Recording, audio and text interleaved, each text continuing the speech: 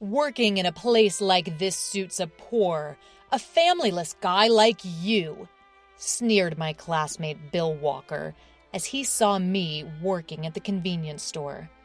But the next moment, the sound of a slap echoed through the quiet store.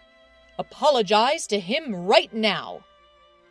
It was his father who had been bullying me, showing anger to his son. Knowing the reason why, I started to tear up. My name is Michael Edwards. Ever since I lost my parents in an accident when I was a child, since I have no relatives, I've had to switch schools multiple times over the years. I was bounced around from relative to relative. At each relative's house, I was treated kindly at first, but it seems that raising someone else's child is always challenging. When it was time to move to the next house, they would send me off happily saying, "Take care." I was never told, "You're always welcome back." Through these many moves, I learned how to live without causing trouble for others.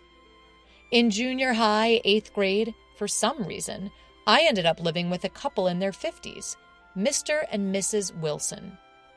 Both Mr. and Mrs. Wilson are qualified lawyers and were busy working as lawyers until a few years ago. Now they're both retired and living peacefully. I didn't know why they took me in, as I was not a relative or anything. Regardless of the reason, I wanted to stay here forever.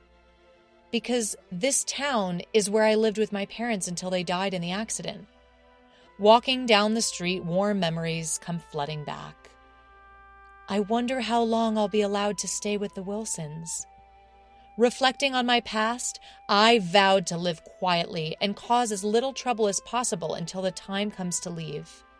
Contrary to my thoughts, the Wilsons were very kind and treated me like a real family. "Michael, let's go fishing together." "Michael, what do you want for dinner tonight?" I hadn't had such conversations since my parents passed away. I remembered that a real family was something this warm. And so I gradually opened up to Mr. and Mrs. Wilson. In 9th grade, Mr. Wilson asked my future plans. "After I graduate from middle school, I plan to work. So please let me stay here a little longer until I can stand on my own 2 feet. I didn't hesitate to show my intent to get a job. "We consider you, Michael, as part of our real family. You can always stay here, and you don't have to worry about money. Take the time seriously to think about your future." The kindness of Mr. Wilson was overflowing. It was a very heartwarming statement, but I, who had never thought about the future before, was left puzzled. All I had been thinking about was how to become independent as quickly as possible so as not to burden to others. I didn't have a clear idea about what I wanted to do or what I liked. Seeing my struggle and envisioning my future, Mr. Wilson said with a smile, "What you need, Michael, is time to face yourself. If you want to go to high school, do so. If you want to work, then get a part-time job. If you want to study, then study hard. Mr. and Mrs. Wilson always consider me. Helped pave the way for my future by letting me go to high school. Upon entering high school, I ran into a guy named Bill. Bill was a classmate from elementary school. We were not in the same class back then, so we hardly ever spoke. However, once we ended up in the same class in high school, Bill began to make sarcastic remarks and bully me. Bill belonged to a popular group and gradually began to involve others in his antics against me. Being an orphan, I had been subjected to this sort of harassment at school for a long time, so I knew better than to engage with him. He would get bored and give up eventually. Deciding to ignore him, I found Bill constantly trying to mess with me. My stress was piling up. Thus, my high school life, far from smooth, had begun. About a month after starting high school, Mr. Wilson asked me about my school life. "It's fun, Mr. Wilson. Thank you for letting me go to high school." I'm determined never to tell them about Bill's harassment, because I don't want to worry Mr. and Mrs. Wilson. I had decided that once I became a high school student, I would take advantage of the time that Mr. and Mrs. Wilson had given me to try various things. I wanted to discover my own potential. And to repay Mr. and Mrs. Wilson in some way, I thought of getting a part-time job at a convenience store.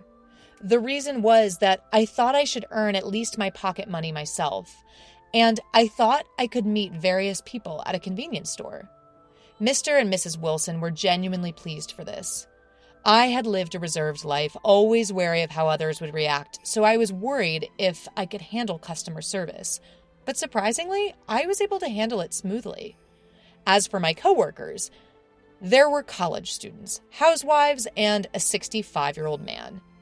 Listening to their various stories, I realized that what I had experienced so far was just a tiny fraction of life. They all said in unison, "Once you enter society, most people have to live a constrained life because of their company or societal expectations, so do whatever you like while you can." Advice from those more experienced in life carries a weight. I believe I've certainly grown a lot since I started my part-time job. At one point, a high school girl named Jenna became a new member of our coworkers. Jenna was a quiet girl, but we quickly became friends because we were the same age, lived close by, and had the same way home. One of the things I enjoyed was talking with Jenna on the way home from work. I was usually the one talking, but Jenna was a good listener and occasionally made sharp retorts. It was a lot of fun being with her. I used to live here. I stopped and pointed to a place that is now vacant. Really? Jenna looked surprised, her face serious. I told her about how my parents had died in a car accident when I was in the first grade, how I had transferred schools over and over again, and how I was now living in this town again, taken in by a kind couple. Jenna thought for a while before looking straight into my eyes and saying, "I'm glad you came back to this town, Michael." I didn't think too deeply about the meaning of her words. I was just happy. One day during a break, Bill came up to the front of my desk. "Your parents died in an accident, didn't they? They probably ignored a traffic signal or something. People who can't follow rules deserve to die. And now you're freeloading, right? You've been passed around by your relatives, and then you're taken in by people who aren't even relatives. That's definitely suspicious. They're probably going to make you do something bad, right? Man, your life is a mess." Bill said this with a smirk, loudly enough that everyone could hear. I had ignored him when he bothered me before, but this time I couldn't. I was angry when he spoke ill of my parents and the couple, Mr. and Mrs. Wilson. Don't talk nonsense when you don't know anything. Before I knew it, I was grabbing Bill. "Michael, you should calm down." My friend stopped me, and I came back to myself, shaking my fist and taking deep breaths. The classroom was silent. Bill, surprised by my first retaliation. "What are you doing? It's the truth." Bill spat that out and returned to his seat. I managed to suppress my anger, grabbed my bag, and left the classroom.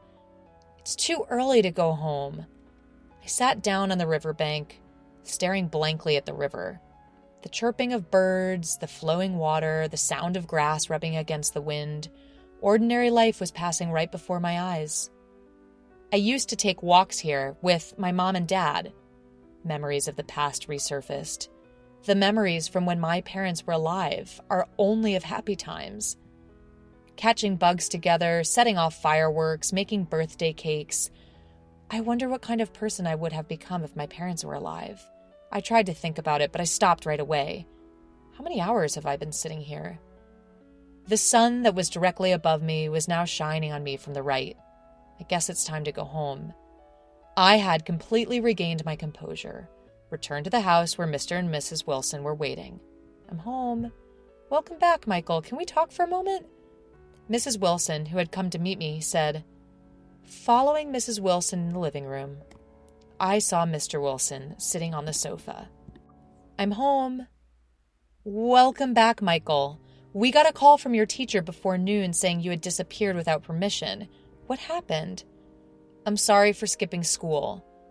I was unsure if I should talk about Bill. Mr. Wilson and Mrs. Wilson were looking at me with very worried expressions. I couldn't lie to these two. That's what I thought. Since I started high school, I've been bullied by a guy named Bill, who was my classmate in elementary school.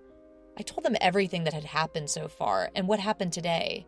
So that's what's been going on. You're strong, Michael. Thank you for telling us. Don't hold back anymore. Rely on us a little more. Michael, feel free to talk about anything, whether it's fun or hard. We're practically family after all. After hearing my story to the end, they said this and comforted me. Since that fight, Bill has been less involved with me. However, one day after work, when I was leaving the convenience store with Jenna as usual, I was called out. The man I never wanted to see here, Bill. Working like this suits a poor guy like you who doesn't have a family. He started to make sarcastic comments to me in front of Jenna. I silently glared back at Bill. Suddenly, there was a yell. "What are you doing, Bill?" Bill was smacked hard on the back of the head by a furious man. Startled, Bill spun around. "Dad!" Turned out the man was Bill's father. While Bill was too shocked to say anything, his father came up to me and apologized. I got a call from Mr. Wilson recently. He told me that my son, Bill, has been bullying you. Michael, I can't believe he's doing such terrible things. I'm truly sorry. The story didn't end there. Actually, we owe a lot to Mr. Wilson. We run a liquor store, and when Bill was in first grade, I had a traffic accident while returning from a delivery. 2 people died in that accident. The 2 people who died were your parents, Michael. Bill, standing next to his father, spat out the words. The sudden revelation of this truth left my head spinning. Bill's father looked down for a moment, then raised his face and continued. Your parents, Michael, ran into the street against a red light to save a small child. I wasn't speeding, but I couldn't avoid them because of the sudden event. I'm truly sorry. Bill's father seemed to be suffering greatly, and I could see his arms trembling with tension. People around me suspected I was speeding. I was already in shock from causing the accident, and being doubted made me physically and mentally devastated. The people who helped me out that time were Mr. and Mrs. Wilson. Here's a summary of the rest of the story. In this accident, Bill's father asked Mr. Wilson for legal assistance. Apparently, Mr. and Mrs. Wilson were seniors from Bill's father's college club and had known him well for a long time. They listened to his story with great empathy, gathered evidence piece by piece that this accident was unavoidable, and dealt with it. Thanks to them clearing up the misunderstanding, he was able to live with his family and continue the liquor store. He was deeply grateful to Mr. and Mrs. Wilson. However, after the accident, false rumors spread, and the family couldn't go outside for a while. Customers stopped coming to the store, and Bill was bullied at school. Bill started talking about these things like a dam bursting. You've been able to return to a normal life because Mr. Wilson helped you, haven't you? Bill's father chastised Bill, but why did they ignore the signal? Dad, who was obeying the rules, was suspected, and I was in pain. Dad is not guilty. It seemed like Bill was venting the frustration he had felt long ago. Bill's father seemed to be in pain, realizing that he had put even a young Bill through a hard time, and knowing that he had been thinking about his welfare. Bill, I'm sorry. You were young, and I thought you had long forgotten about the accident. Let's go home and talk about this slowly, Bill's father said to Bill. Then, with a deep bow to me, he put his hand on Bill's back, and the 2 of them slowly went home. Michael. Jenna, who had been listening to the whole thing, called out to me from behind. Michael, to tell the truth, your parents were protecting me when they had the accident. At Jenna's sudden confession, I was lost for words. According to Jenna, on the day of the accident, she, who was then a first grader, was out walking her pet dog. When she stopped at a crosswalk, her dog suddenly bolted onto the road, startled by a bird that had taken flight. Jenna, having let go of the leash, desperately chased after her dog, and she too ended up on the road. Just then, a loud horn blared and a truck came from Jenna's right. When Jenna came to, a man and a woman were lying next to her. Apparently they were my parents. From an eyewitness, Jenna learned that the 2 had run out after Jenna and her dog, trying to shield them. And later, she learned that the 2 who had saved her had died. Jenna's parents did go to apologize, but Jenna, shocked by the accident, shut herself in for a while. By the time Jenna was finally able to go out again, I as the bereaved, was taken in by relatives and no one was living in the Edwards residence. In the end, Jenna had been living with the frustration of not being able to apologize. When Michael talked about his parents, I thought maybe, and after hearing that person's story, I was sure. I'm really sorry for the late apology. Thanks to Michael's parents, I'm able to live happily. Thank you very much. Jenna bowed deeply. When I got home, I told Mr. and Mrs. Wilson everything I had heard today.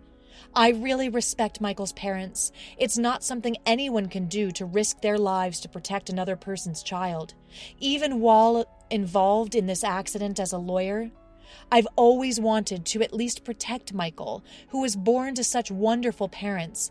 That's why we decided to take Michael in. It seems that the Wilsons had always been concerned about me, left all alone. There were times when I thought I was unhappy because my parents left me alone. But because my parents lived honorably until the end, I was able to live with the Wilsons, go to high school, work a part-time job, and meet Jenna, who my parents saved.